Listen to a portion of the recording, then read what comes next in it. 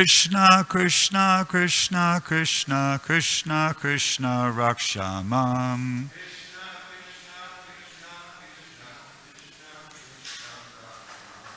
Krishna, Krishna, Krishna, Krishna, Krishna, Krishna, Pahimam.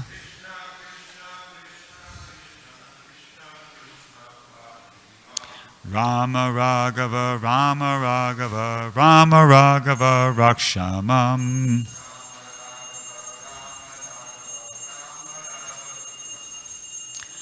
Krishna Keshava, Krishna Keshava, Krishna Keshava, Pahimam.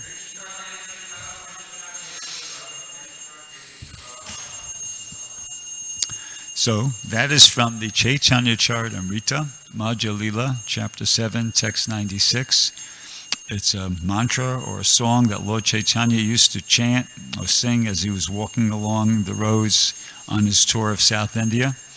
It also appears at the very beginning of the introduction to the Krishna book, and it's what I was taught you're supposed to chant before you read the Krishna book back in Brooklyn, 1973 when I joined. So that's why I chanted that. So we're going to read today from chapter 2 of the Krishna book, but before I start the reading, I'm just going to say a couple things, and then I'm going to read continuously until 8:30, at which time I'll stop, and if anybody wants to say anything or ask anything at that time, they can. So, start off with, so why are we doing this? I'm going to address that question. The perfection of life is to be in love with Krishna. In the spiritual world, everyone is in love with Krishna. They love Krishna as their master, or as their friend, or as their Goloka Vrindavan, more intimate friend, their son, or they love Krishna as their husband or lover. Everybody's in love with Krishna. Here in the material world, generally, people are not in love with Krishna. But the human form of life is an opportunity to fall in love with Krishna. Fall in love. That's, you usually hear that expression more in the material world, but it means to develop a deep emotional attachment for somebody, to fall in love with somebody. So this is an opportunity to fall in love with Krishna. That's what we're supposed to be doing. And so how do we learn how to do that?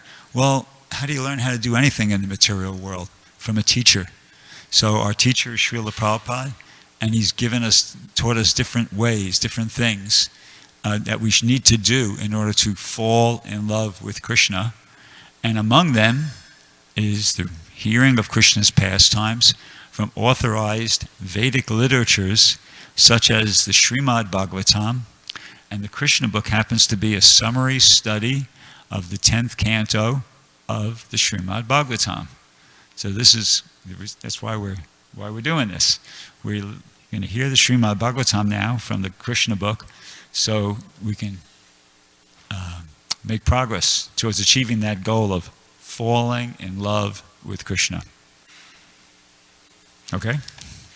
So here we go.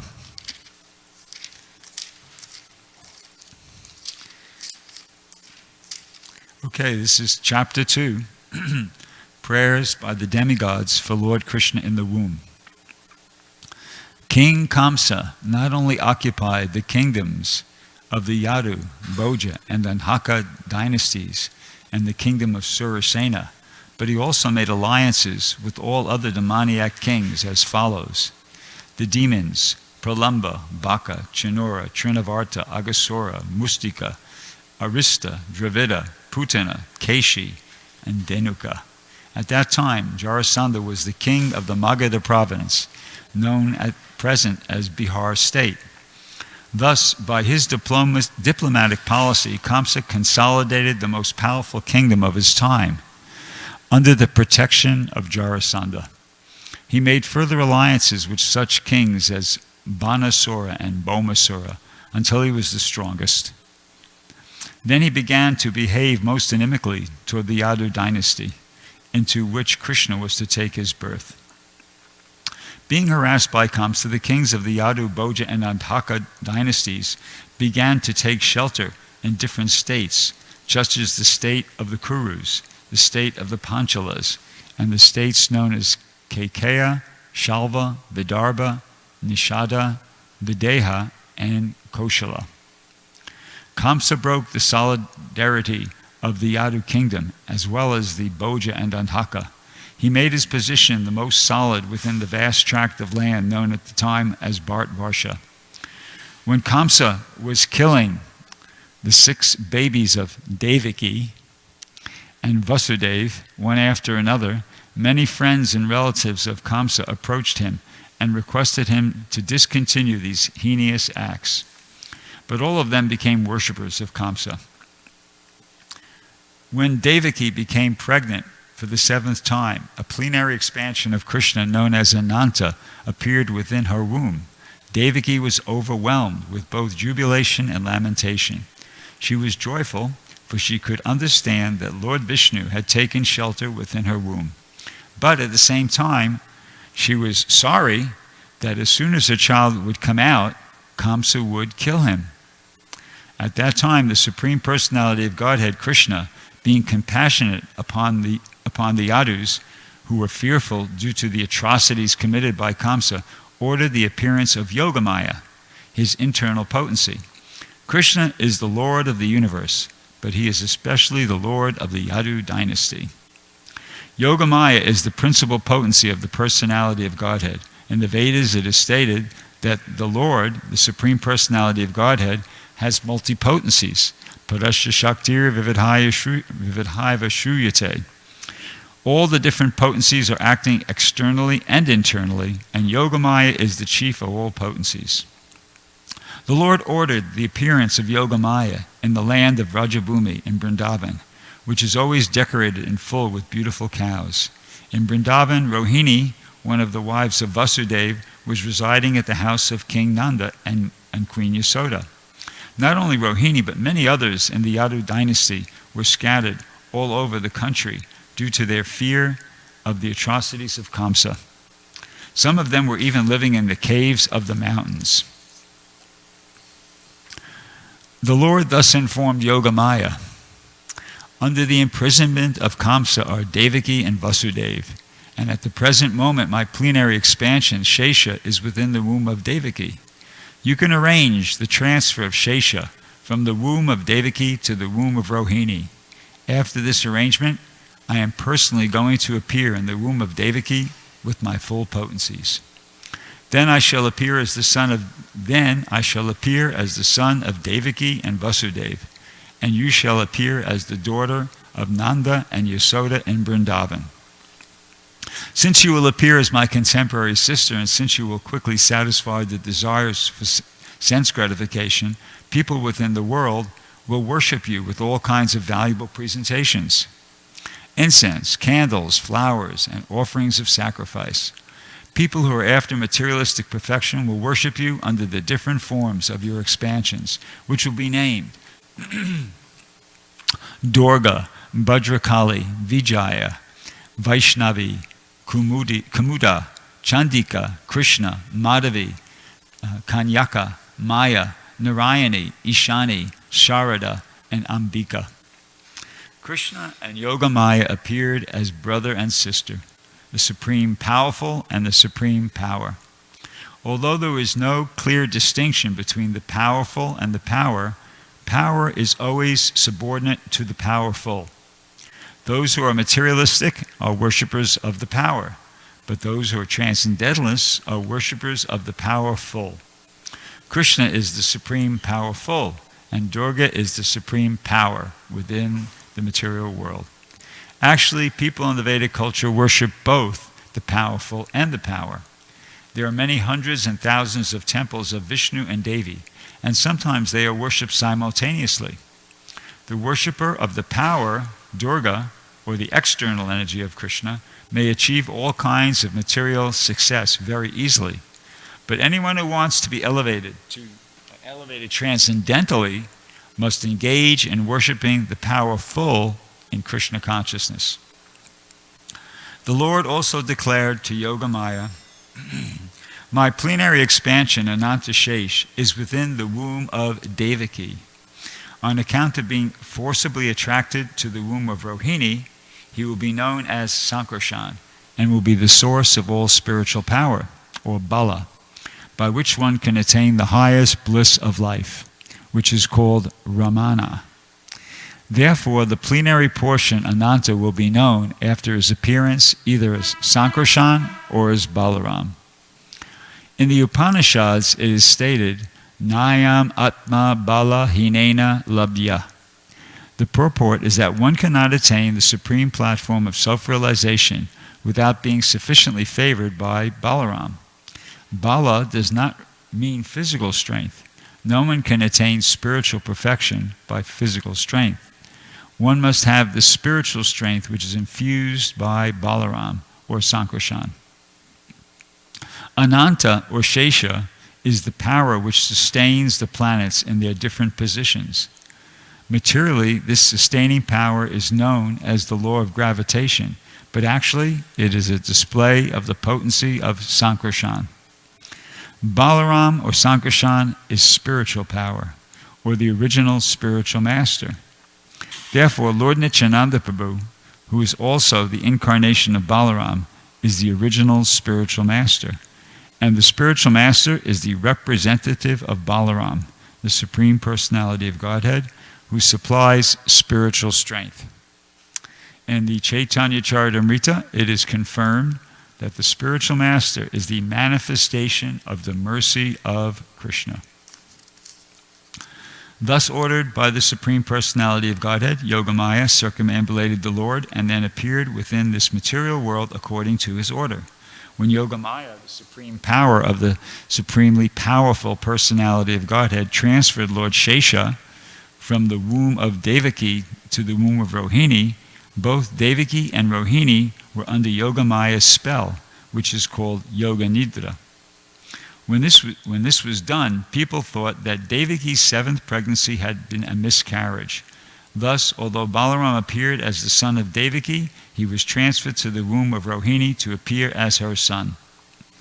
After this arrangement, the Supreme Personality of Godhead, Krishna, who is always ready to protect his unalloyed devotees, entered within the mind of Vasudeva as the Lord of the whole creation. With full inconceivable potencies, it is understood in this connection that Lord Krishna first of all situated with full inconceivable potencies, period. It is understood in this connection that Lord Krishna first of all situated himself in the unalloyed heart of Vasudeva and was then transferred to the heart of Devaki. He was not put into the womb of Devaki by seminal discharge. The Supreme Personality of Godhead, by his inconceivable potency, can appear in any way. It is not necessary for him to appear in the ordinary way by seminal injection within the womb of a woman. When Vasudeva was sustaining the form of the Supreme Personality of Godhead within his heart, he appeared just like the glowing sun, whose shining rays are always unbearable and scorching to the common man. The form of the Lord situated in the pure unalloyed heart of Vasudeva is not different from the original form of Krishna. The appearance of the form of Krishna anywhere, and specifically within the heart, is called Dham. Dham refers not only to Krishna's form, but also to his name, his qualities, and his paraphernalia. Everything becomes manifest simultaneously. Thus, the eternal form of the Supreme Personality of Godhead with full potencies was transferred from the mind of Vasudeva to the mind of Devaki, exactly as the setting sun's rays are transferred to the full moon rising in the east. Krishna, the Supreme Personality of Godhead, thus entered the body of Devaki from the body of Vasudeva, being subject to any... let me read that again. Krishna, the Supreme Personality of Godhead, thus entered the body of Devaki and the body of Vasudeva without being subject to any of the conditions of an ordinary living entity. Since Krishna was there, it is to be understood that all his plenary expansions, such as Narayan and the incarnations like Lord Nrsimha and Varaha, were with him. And they also were not subject to the conditions of material existence. In this way, Devaki became the residence of the Supreme Personality of Godhead, who is one without a second and the cause of all creation. Devaki became the residence of the Absolute Truth, but because she was confined within the house of Kamsa, she looked just like a suppressed fire or like misused education. When fire is kept in a jug, the illuminating rays of the fire cannot be very much appreciated. Similarly, misused knowledge, which does not benefit the people in general, is not very much appreciated. So Devaki was kept within the prison walls of Kamsa's palace, and no one could see her transcendental beauty, which resulted from her conceiving the Supreme Personality of Godhead. Kamsa, however, saw the transcendental beauty of his sister Devaki, and he at once concluded that the Supreme Personality of Godhead had taken shelter in her womb. She had never before looked so wonderfully beautiful. He could distinctly understand that there was something wonderful within the womb of Devaki. In this way, Kamsa became perturbed because he was sure that the Supreme Personality of Godhead, who would kill him in the future, had now come. Kamsa began to think, what is to be done with Devaki? Surely she has Vishnu or Krishna within her womb. So it is certain that Krishna has come to execute the mission of the demigods. And even if I immediately kill Devaki, his mission cannot be frustrated. Kamsa knew very well that no one can frustrate the purpose of Vishnu. Any intelligent man can understand that the laws of God cannot be violated. His purpose will be served in spite of all impediments offered by the demons. Kamsa thought, if I kill Devaki at the present moment, Vishnu will enforce his supreme will more vehemently. To kill Devaki just now would be a most abominable act. No one desires to kill his reputation, even in an awkward situation. If I kill Devaki now, my reputation will be spoiled. Devaki is a woman, and she is under my shelter. She is pregnant. And if I kill her immediately, my reputation, the results of my pious activities, and my duration of life will all be finished. He further deliberated. A person who is too cruel is as good as dead, even in this lifetime. No one likes a cruel person during his lifetime, and after his death, people curse him. On account of his self-identification with the body, he must be degraded and pushed into the darkest region of hell. Kamsa thus meditated on all the pros and cons of killing Devaki at that time. Kamsa finally decided not to kill Devaki right away, but to wait for the inevitable future.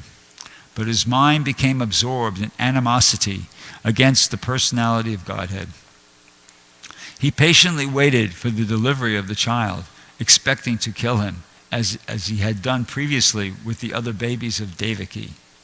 Thus he merged in the ocean of animosity against the personality of Godhead.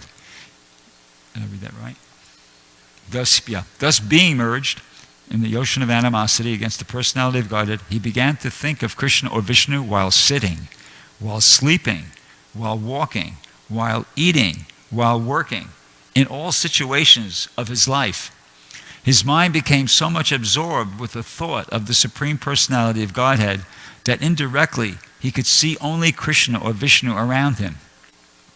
Unfortunately, although his mind was so absorbed in the thought of Vishnu, he is not recognized as a devotee because he was thinking of Krishna as his enemy. The state of mind of a great devotee is also to be always absorbed in Krishna, but a devotee thinks of him favorably, not unfavorably. To think of Krishna favorably is Krishna consciousness, but to think of Krishna unfavorably is not Krishna consciousness. At this time, Lord Brahma and Lord Shiva, accompanied by great sages like Narada and followed by many other demigods, invisibly appeared in the house of Kamsa. They began to pray to the Supreme Personality of Godhead and select verses which are very pleasing to the devotees and which award fulfillment of their desires. The first words they spoke acclaimed that the Lord is true to his vow. As stated in the Bhagavad Gita, Krishna descends to this material world just to protect the pious and destroy the impious. That is his vow. The demigods could understand that the Lord had taken his residence within the womb of Devaki to fulfill his vow, and they were very glad that the Lord was appearing in order to fulfill his mission. Then the demigods addressed the Lord as Satyam Param, or the Supreme Absolute Truth. Everyone is searching after the truth. That is the philosophical way of life. The demigods give information that the Supreme Absolute Truth is Krishna. One who becomes fully Krishna conscious can attain the Absolute Truth, period. Krishna is the Absolute Truth because, unlike relative truth, he is truth in all three phases of eternal time. Time is divided into past, present, and future. Krishna is truth always, past, present, and future. In the material world, everything is being controlled by supreme time. In the course of past, present, and future, period. But before the creation, Krishna was existing. And when there is creation, everything is resting in Krishna. And when this creation is finished, Krishna will remain. Therefore, he is the absolute truth in all circumstances. If there's any truth within this material world, it emanates from the supreme truth, Krishna. If there's any opulence within this material world, the cause of the opulence is Krishna. If there's any reputation within this material world, the cause of the reputation is Krishna. If there's any strength within this material world, the cause of such strength is Krishna. If there's any wisdom and education within this material world, the cause of such wisdom and education is Krishna. Therefore, Krishna is the source of all relative truths. This material world is composed of 5 principal elements: earth, water, fire, air, and ether.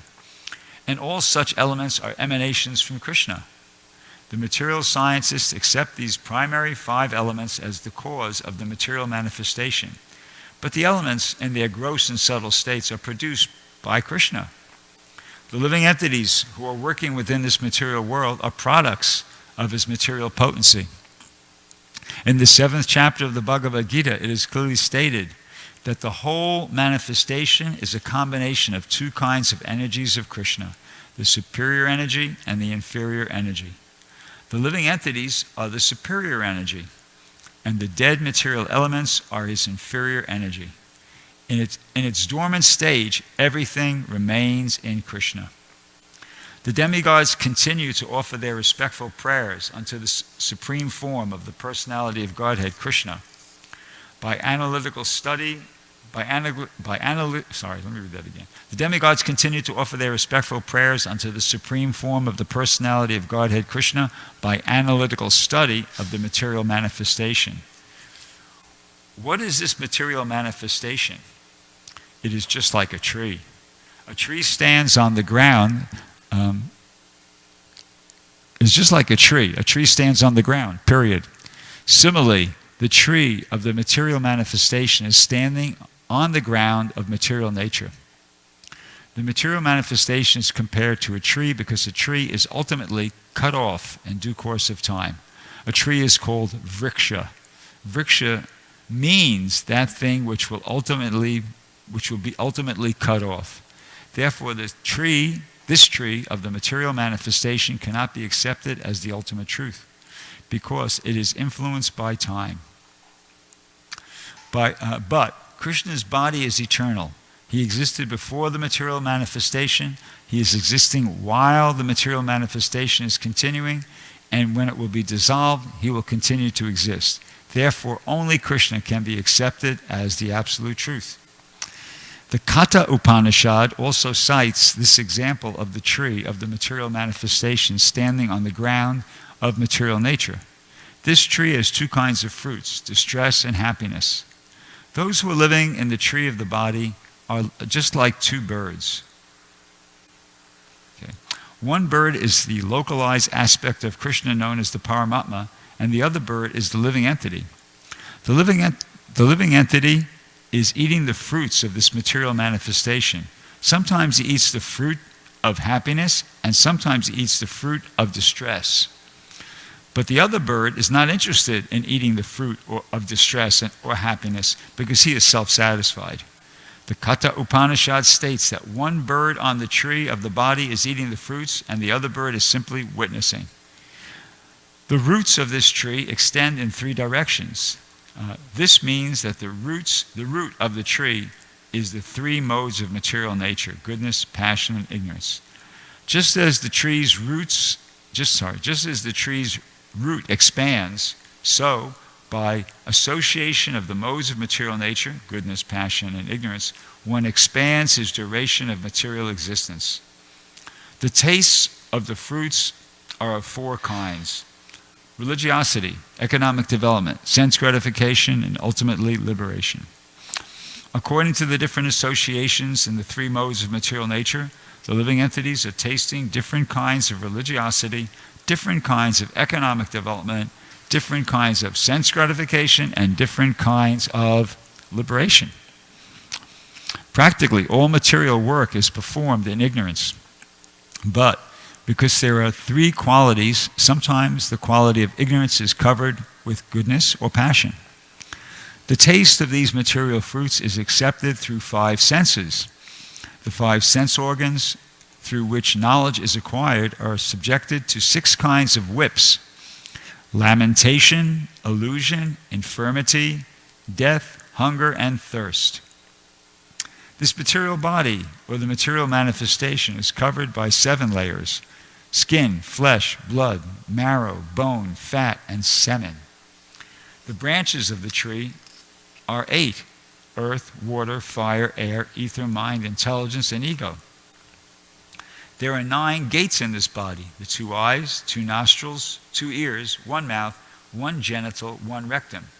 And there are 10 kinds of internal air passing within the body: prana, apana, udana, vyana, samana, etc. These 2 birds seated in this tree are explained above. These 2 birds seated in this tree, as explained above, are the living entity and the localized Supreme Personality of Godhead. So what's going on here? So we're hearing this is the demigods continuing to pray, and as is mentioned, by analytical study of the material manifestations. So that's what we're hearing. Okay, the root cause of the material manifestation described here is the Supreme Personality of Godhead. The Supreme Personality of Godhead expands himself to take charge of the 3 qualities of the material world.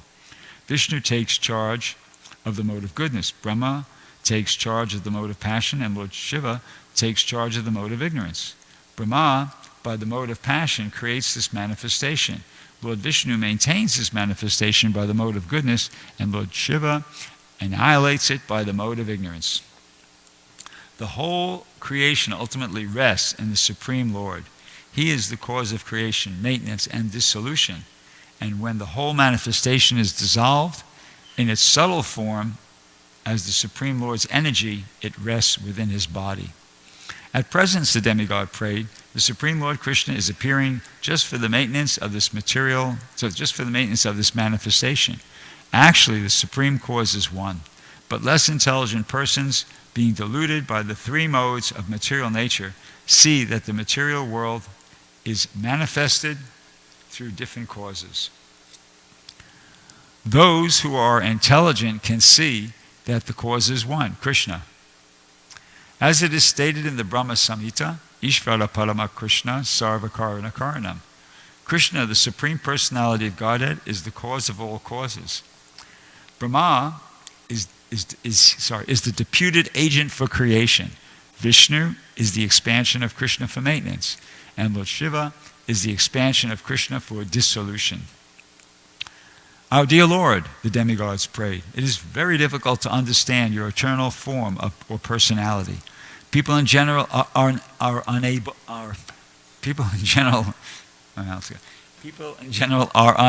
to understand your actual form. Therefore, you are personally descending to exhibit your original eternal form. Somehow people can understand the different incarnations of your Lordship, but they are puzzled to understand the eternal form of Krishna with two hands, moving among human beings exactly like one of them. This eternal form of your Lordship gives ever-increasing transcendental pleasure to the devotees. But for the non-devotees, this form is very dangerous. As stated in the Bhagavad Gita, Krishna is very pleasing to the sadhus, paritranaya sadhunam, but this form is very dangerous for the demons because Krishna also descends to kill the demons. He is therefore simultaneously pleasing to the devotees and dangerous to the demons.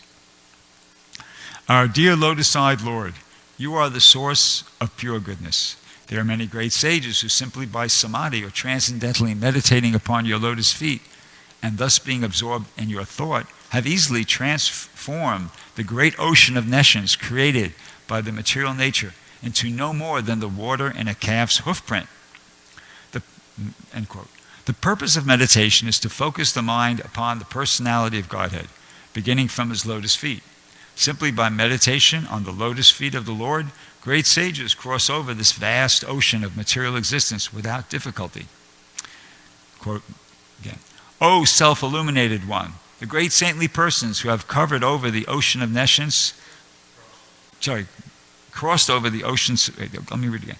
O self-illuminated one, the great saintly persons who have crossed over the ocean of nescience by the help of the transcendental boat of your lotus feet have not taken away that boat.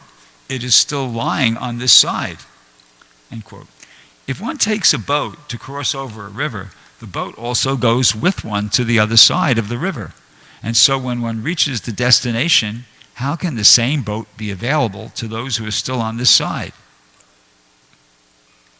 To those who are still on this side. Yeah. To answer this difficulty, the demigods say in their prayer that the boat of the Lord's lotus feet is not taken away. The devotees still remaining on this side are able to pass over the ocean of material nature because the pure devotees do not take the boat with them when they cross over. When one simply approaches the boat, the whole ocean of material nescience is reduced to the size of the water in a calf's hoofprint. Therefore, the devotees do not need to take the boat to the other side. They simply cross the ocean immediately.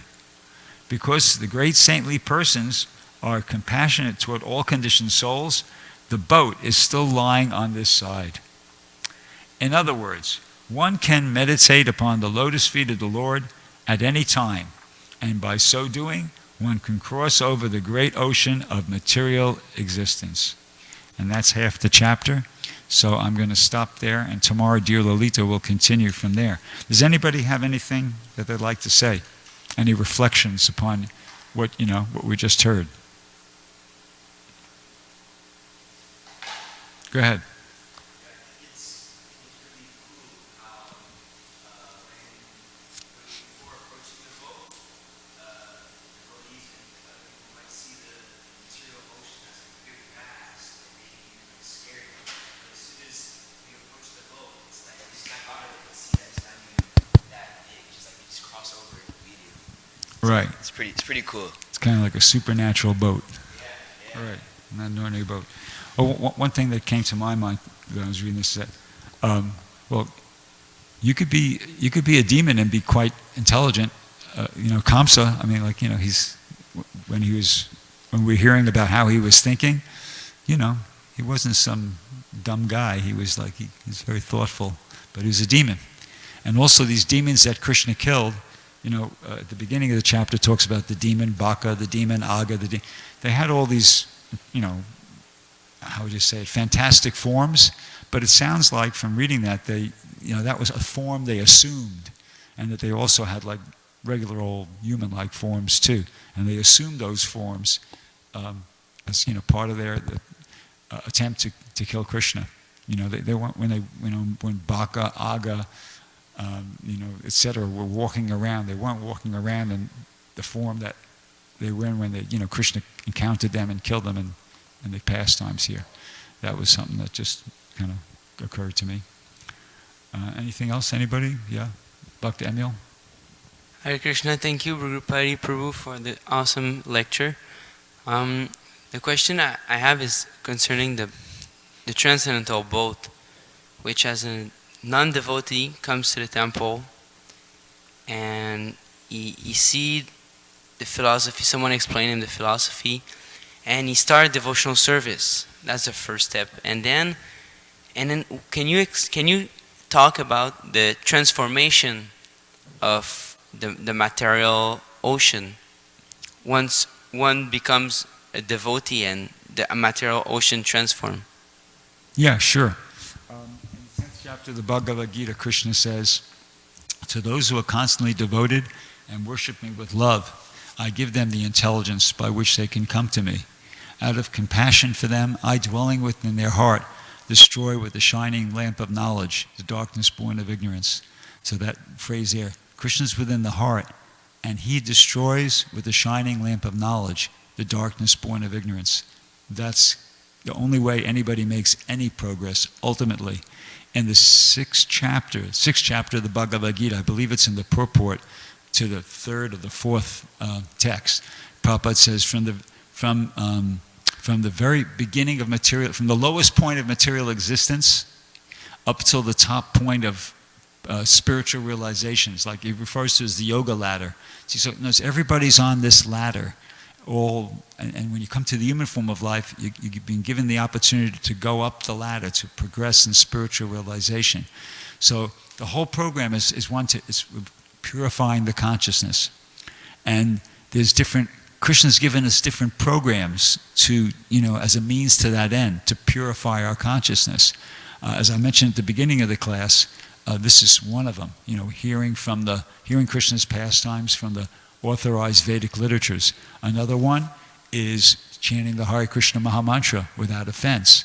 Another one is worshiping the deity, making nice offerings to the deity, dressing the deities nicely, honoring the Lord's prasadam.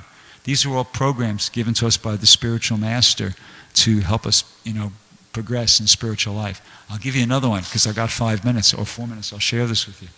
I was listening to a morning walk, Prabhupada, here in Los Angeles, 1973. He was walking with Sarup Damodar and some other leading disciples. So I'll just read you an excerpt. So Prabhupada goes, "Krishna is asking you that you realize me." And the person, conditioned souls, respond, "No, I cannot see you." And so Prabhupada goes, "No." Krishna goes, "No, why you cannot see? Why don't you see me? Prabhasmi sasi surdayo. I am the sunshine. So who is not seeing the sunshine? Why the rascals say, I do not see God? God says, I am here. But he says, I do not see." So Prabhupada goes, "Liars. If you are in my front, if I say, here I am, if you say, no sir, I do not see you, what is this? Similarly, God is before you in the form of sunshine. Don't you see the sunshine? Why do you say that I do not see God? Who has not seen the sunshine? In the morning, very early in the morning, you see God. That is the Gayatri mantra. Om Bhur Bhavasva Tat Savitur Varenyam Bhargo Devasya. That is the obeisances to the sun. Savita means sun. In the very beginning, you see God by the sunshine.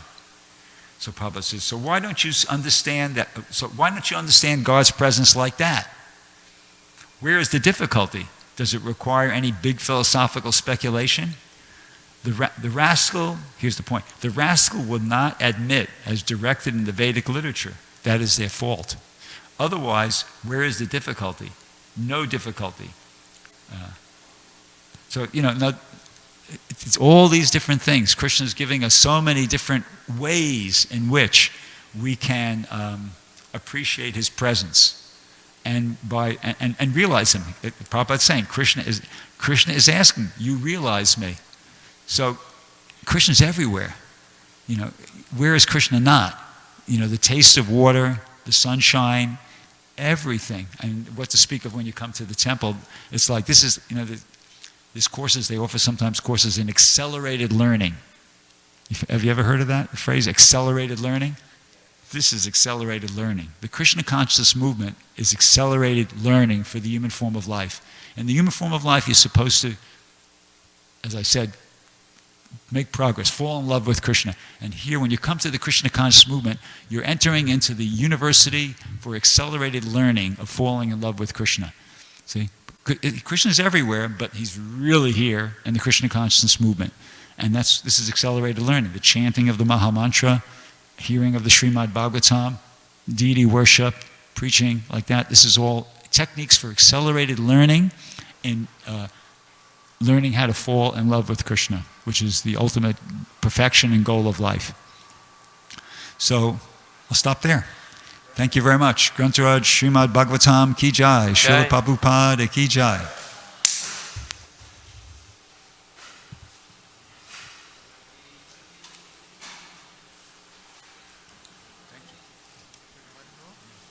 In your quote from Prabhupada's morning walk, you mentioned that Prabhupada said that